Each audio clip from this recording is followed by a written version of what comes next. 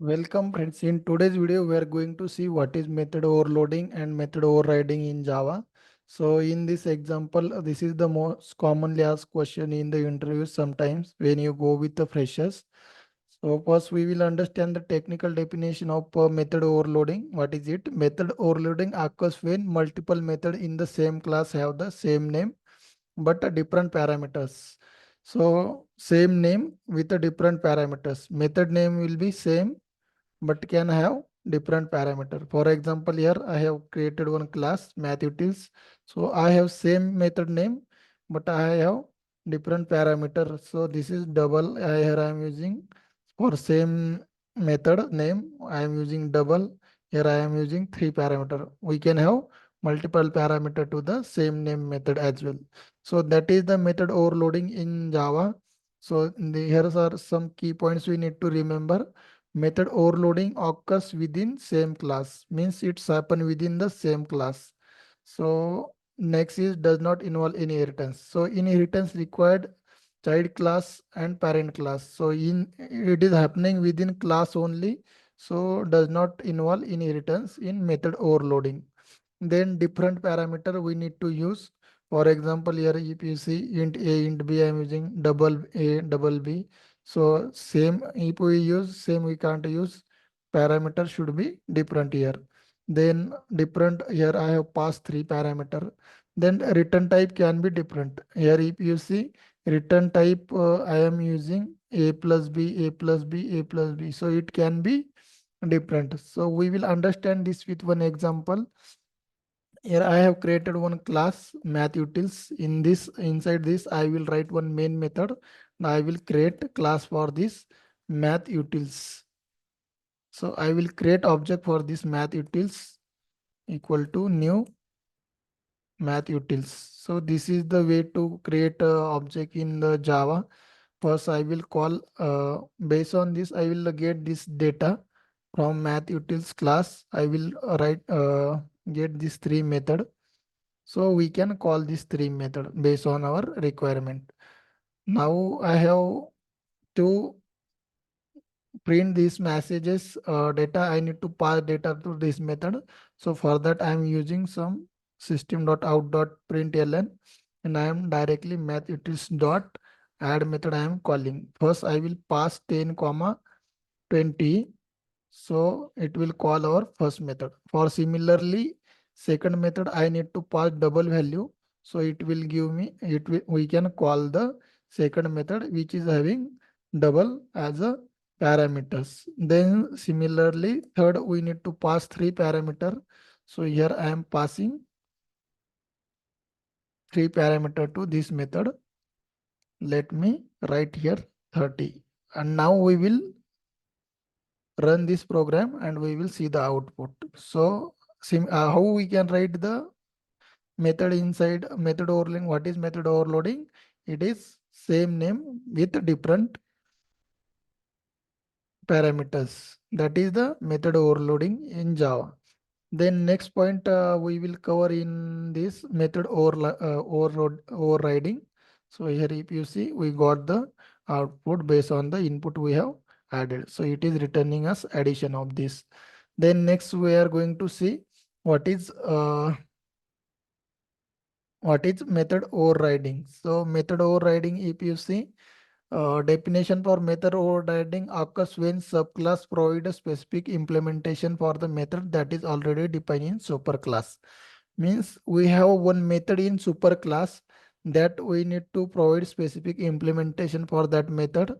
So we can override that method in our subclasses. Means it's involved two classes. Method overriding involves two classes.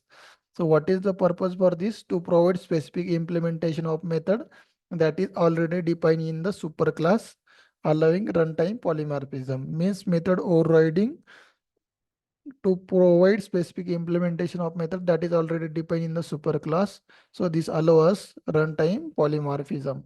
Here are some key points we need to remember. First, involve at least two classes because we need to override in subclass. So superclass and subclass must be there. Then the method in the subclass must have the same name, return type, and parameter list as in the superclass.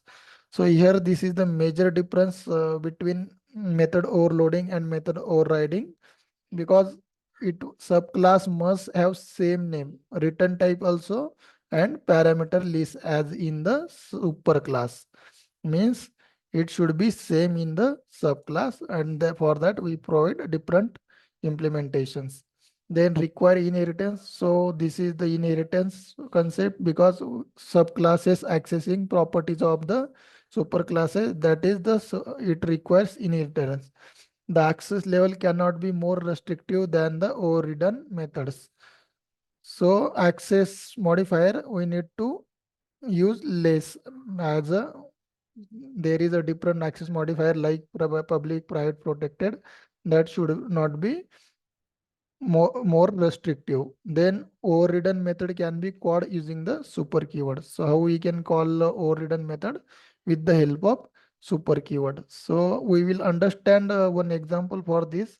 Here I have one class test. Inside this I will create one main method, and we will create some classes inside this. First I am creating class animal. We will see one example for this. And this animal have public. So this animal, we will have one method, public void sound. So this what this sound method will do. So we will print one message, sound, animal making sound, animal making sound. Next we override this class, animal class. So how we can do this? For example, I will use class dog, which will extend animal. Now I will override this method, public void sound. So we need to override. So we need to use this override to differentiate this keyword. So we can call these methods. Now I will use here system.out.println. So this message I will print, dog is barking here, barking. Let's create object for this animal class, which we can create animal equal to new dog, and we will call this animal dot bark method, animal dot sound method we have created. Let's run this program and we will see the output. So we are overriding the parent method, so it should give us output as a dog is barking.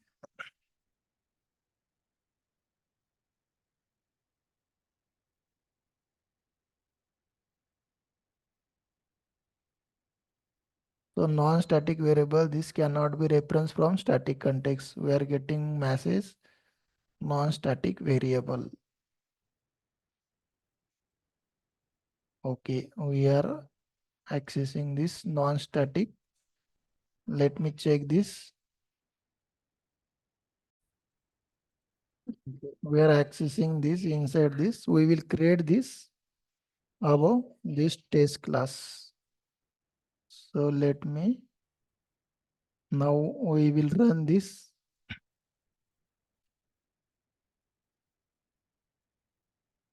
So it will call the dog is barking, because we have overridden this method here.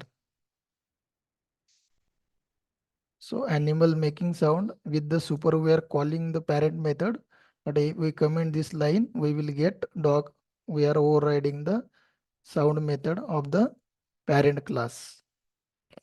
That is how in this is the runtime polymorphism achieve. We can hold this animal reference with the animal reference. We are creating dog object. This is the, we called it as a runtime polymorphism in Java. So it is printing dog is barking. That's all from this video, guys. I hope you have gained some knowledge. I will come up with some advanced topics. So please subscribe to the channel. Thanks for watching.